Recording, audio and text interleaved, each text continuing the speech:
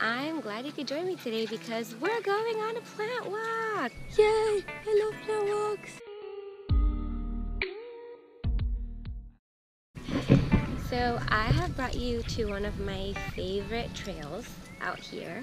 It's called the Enchanted Forest, and you are about to find out why.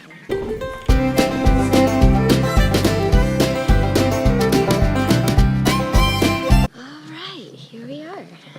Our very first friend. So this here is called Pedicularis densiflora.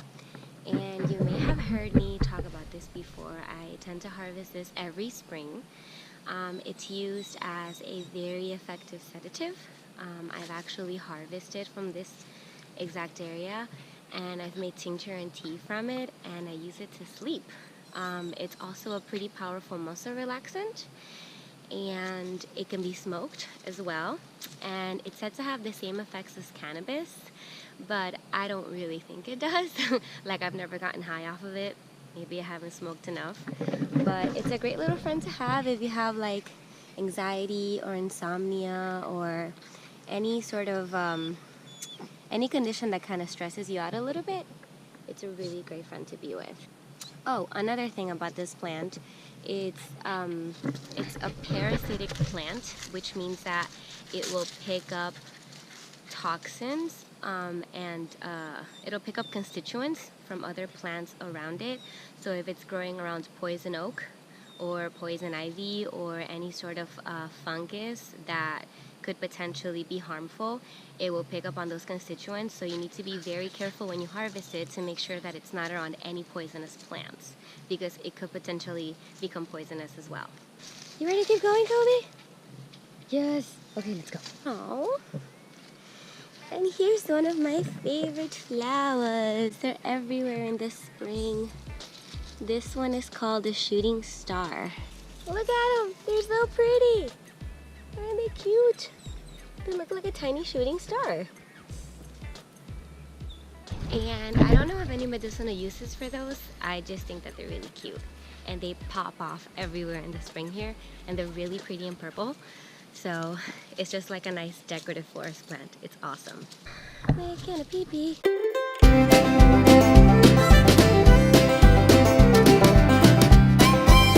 This right here is Pacific madrone. So the leaves from the madrone can actually be taken.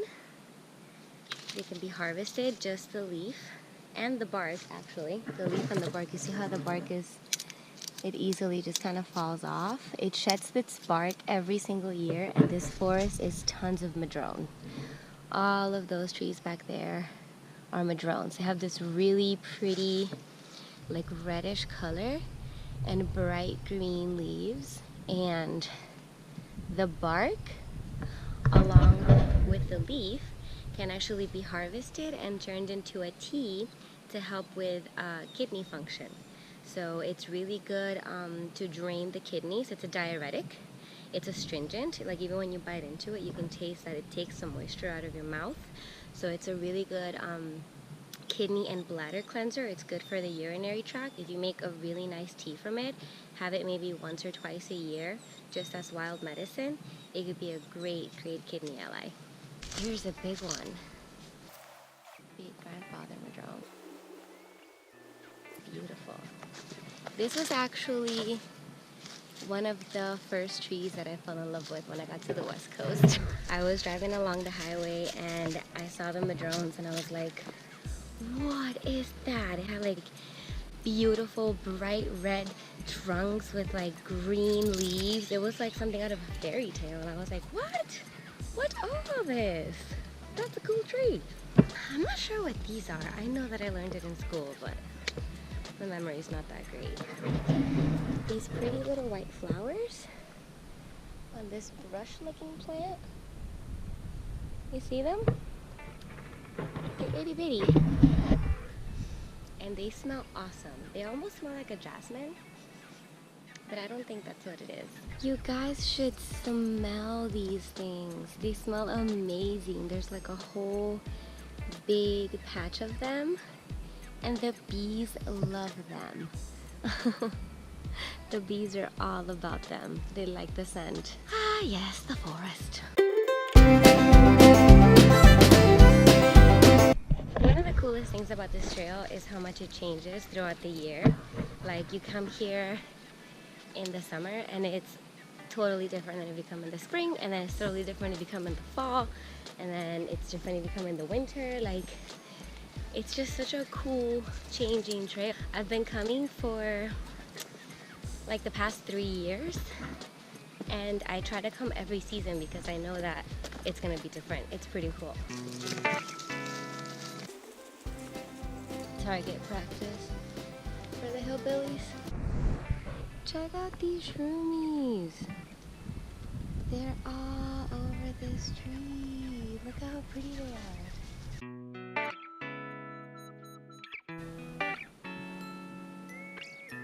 And this pretty lady right here is Oregon grape.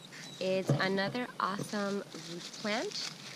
The root is usually harvested as an astringent, and it's really good for toning, like toning the organs, toning the uterus, toning the bladder. By toning, I mean that it's going to remove fluid from it and it's going to tighten it a little bit. So for things like bladder distension or uterine distension, when an organ has kind of fallen out of place and it's become flaccid, this is a great plant to help with that. It's a great female uterine tonic as well, and it looks really, really pretty in the spring. In the spring is when it starts to flower.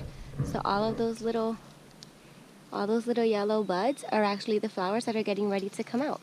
And this looks like the aquaphilium because it has kind of like a shiny coating on it. The leaf has a shiny coating on it. There's two different types. There's the aquaphilium, which looks like this, and it has that shiny coating. And then there's another type that's just kind of more opaque. And the leaves are super prickly too. Yeah, you see they got like little thorns at the end. And this is cleavers, by the way. Should point that out, it's right there. It's cleaver and it's really sticky. Another common name is stickweed. And I'm not entirely sure what all the medicinal uses for cleavers is, but I heard from a friend that it's a good herb to help with detachment. It says that it sticks to you to let you know what you need to let go of. So I thought that was a pretty cool. Water break. Stay hydrated, kids. Kobe! Fucking dog. So another thing I like to do is try to identify plants by the leaves. So I was sitting down for my little water break and I noticed this leaf right here, this leaf, and that leaf. You see how it has those purple markings and like that purple outline? That tells me that this leaf belonged to a lily. It belonged to a type of lily that grows out here, that grows wild. It's called the fawn lily, and some of them get really huge and the leaves get really like large. Why can't I talk? And they have a bunch of really beautiful purple spots just like this one, but like on steroids, and it's really cool. So that's how I know that that's a lily.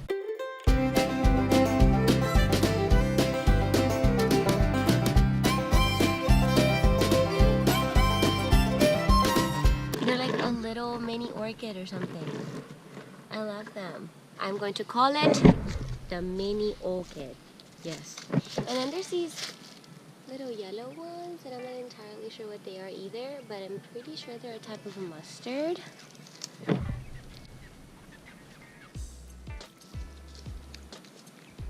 Ooh. Tastes like flower. It's really perfumey.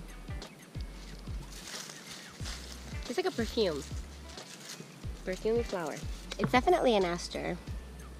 There's a plant family called Asteraceae, and they usually have little umbels like that. An umbel is kind of like the little umbrella. You see the little parts, those stems that shoot out and they form like a little umbrella. That's called an umbel. And the fact that they have multiple flower heads tells me that this might be in fact an aster. which means that it's in the Asteraceae family. All sorts of botanical taxonomy that I'm not really quite familiar with, but it exists, and you should know that. And we're now entering the Oaky Wonderland. All of these big mossy trees around me are oak, and they're absolutely stunning. They look like long arms reaching up or something, like long mossy arms. They're so cool.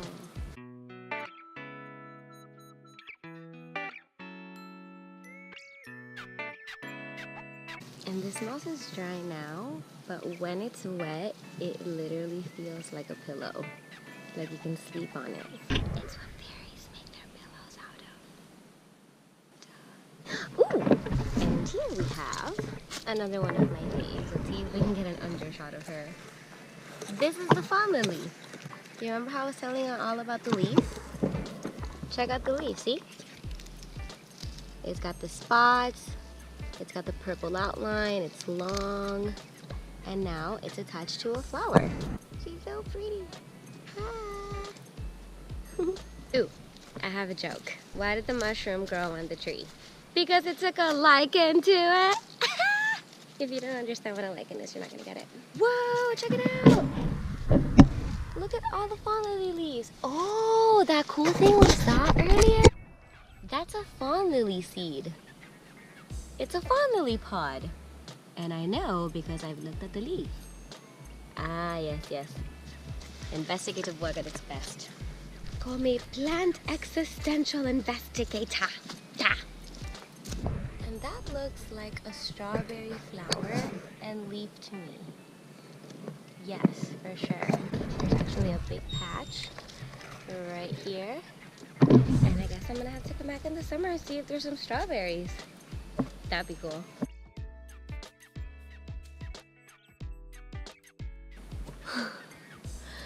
There's a big oak. Miner's lettuce.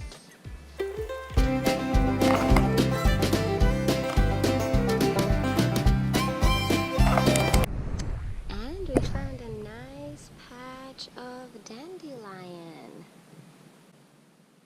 Yes, dandelion is everywhere here. It's actually a weed here. It's all over the place. They call it a noxious weed, which means that I don't even know what the fuck a noxious weed is. So you can harvest, you can eat the entire plant. You can eat the flower, you can eat the leaf, and you can eat the root as well. The flower and the leaves are usually put in salads, and they make a really nice bitter, which helps in digestion.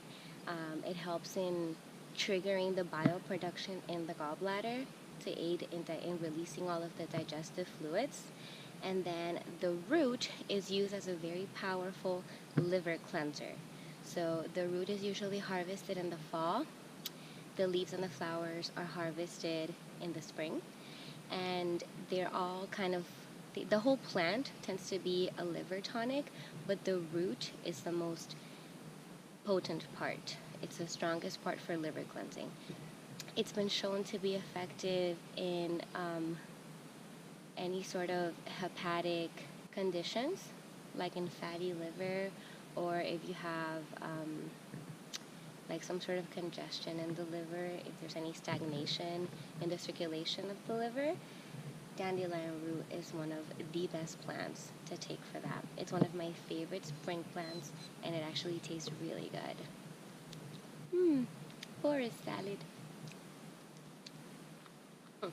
There's some people that talk about taking the flour and dipping it in a little batter, like a little pancake batter, and frying it up and having like little dandelion flour fritters.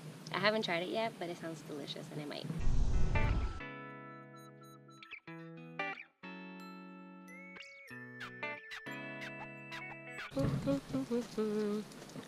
Eating forest plants.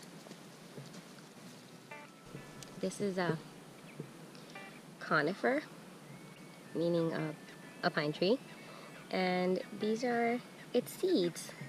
Pine cones are actually pine seeds, in case you didn't know that. there's a potential baby tree in one of those. Isn't that cool?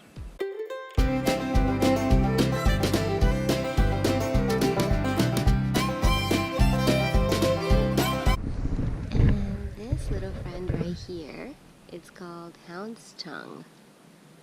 It's got a really pretty blue flower, and the leaf is huge, and it's really soft, and it honestly kind of feels like a tongue. It's really supple, as you can see, so I'm assuming that's probably where I got the name. Hound's tongue. I'm not sure if it has any medicinal uses. It looks a lot like borage, so I really don't know if it's interchangeable or not, but I really like the way it looks, and it's a really nice wildflower that pops up every spring that we get to enjoy. Alright guys, thank you so much for joining Kobe and I on our little hike today. If you enjoyed this video, please like and subscribe, and you can also find me on Instagram under The Alchemist Revival to stay updated on all the fun. Till next time! Yay! I'm Kobe. I love hiking. I have anxiety. Mom stepped on poop. Stepped on poop.